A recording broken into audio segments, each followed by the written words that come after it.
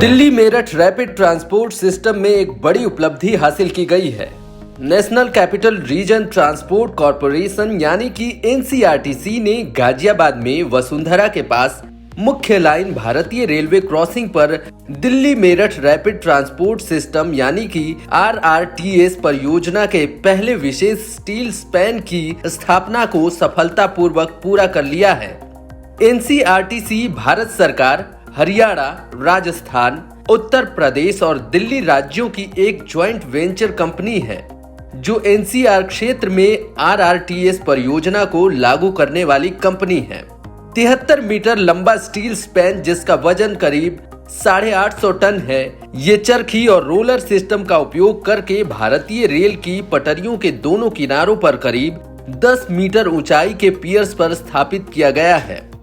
NCRTC के एक वरिष्ठ अधिकारी ने बताया कि इस स्टील स्पैन की सफल स्थापना के साथ दिल्ली से मेरठ के बीच भारत के पहले आरआरटीएस कॉरिडोर के निर्माण में एक और मील का पत्थर हासिल किया गया है। साहिबाबाद से दुहाई तक 17 किलोमीटर की प्राथमिकता वाले खंड का ये पहला विशेष स्टील स्पैन है जिसे साल 2023 तक चालू करने का लक्ष्य रखा गया है। गाजियाबाद आरआरटीएस स्टेशन के ठीक पहले करीब 150 मीटर का एक और स्टील स्पैन का काम चल रहा है, जहां निर्माणाधीन आरआरटीएस वायडक्ट एक रोड फ्लाईओवर और दिल्ली मेट्रो वायडक्ट को एक साथ पार कर रहा है। एनसीआरटीसी ने उत्तर रेलवे के पूर्ण सहयोग से सभी सुरक्षा उपायों के साथ इस स्टील स्पैन की स्थापना का काम पूरा कर लिया है। भारतीय रेल की पटरियों पर इस विशेष स्टील स्पैन की आवाजाही की पूरी प्रक्रिया काफी आसानी से पूरी की गई है। एनसीआरटीसी के अनुसार इस विशाल स्टील स्पैन की स्थापना प्रक्रिया में पहले पूरी स्टील संरचना ट्रेस्टल पर वास्तविक स्थान के पास गढ़ी जाती है, जो बीम युक्त एक ढांचा है। पूरी संरचना तैयार होने के बाद इसे रोलर्स पर दोनों तरफ खड़े किए गए पियर्स की ओर ले जाया जाता है।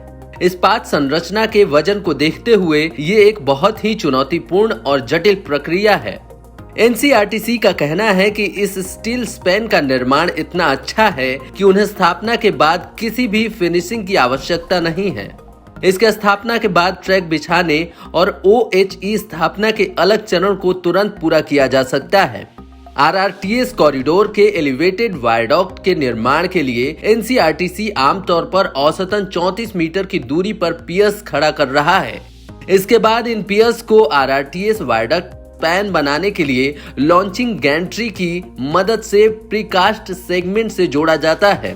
हालांकि कुछ जटिल क्षेत्रों में जहां कॉरिडोर नदियों, पुलों, rail crossing, metro corridor, expressway या ऐसे अन्य मौजूदा बुनियादी ढांचे को पार करने के लिए निर्धारित है, पियर्स के बीच इस दूरी को बनाए रखना व्यवहारिक रूप से संभव नहीं है।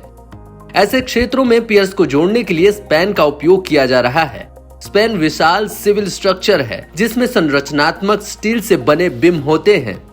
एनसीआरटीसी एक फैक्ट्री में स्ट्रक्चरल स्टील से बने स्पैन का निर्माण कर रहा है, जिसे ट्रैफिक की समस्याओं से बचने के लिए रात के दौरान ट्रेलरों पर साइट पर ले जाया जाता है और विशेष प्रक्रियाओं की मदद से व्यवस्थित तरीके से इकट्ठा किया जाता है। इस स्टील स्पैन के आकार और संरचना को निर्माण, स्थापना और उपयोग की समग्र आवश्यकताओं के अनुसार से सौंदर्य की दृष्टि से डिजाइन किया गया है।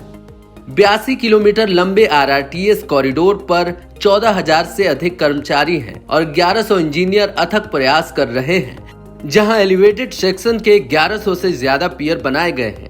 50 किलोमीटर से ज्यादा नींव का काम और करीब 14 किलोमीटर वायडक्ट पूरा हो चुका है, जिसमें से अधिकांश जो प्राथमिकता खंड में स्थित हैं।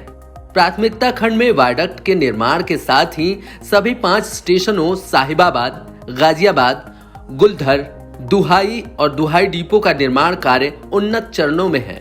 कॉरिडोर में एलिवेटेड सेक्शन के लिए 18 लॉन्चिंग गैंट्री के साथ एनसीआरटीसी की टीम दिन रात काम कर रही है, जहां tunnel boring machine launching shaft का निर्माण किया जा रहा है। यहां अंडरग्राउंड सेक्शन का निर्माण कार्य भी शुरू हो गया है।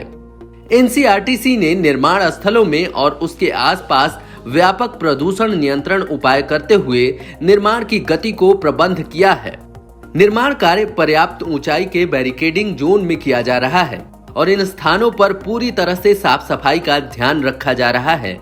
निर्माण की धूल को निपटाने के लिए anti smoke gun, water sprinkler लगाए गए हैं। सभी कच्चे माल मलबे को उनके चिन्हित स्थलों पर ढक कर रखा जाता है।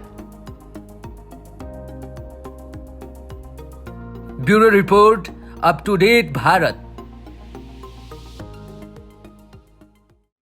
हमारे चैनल को सब्सक्राइब करें और वीडियो सबसे पहले अपने मोबाइल पर पाने के लिए बेल आइकन को दबाएं।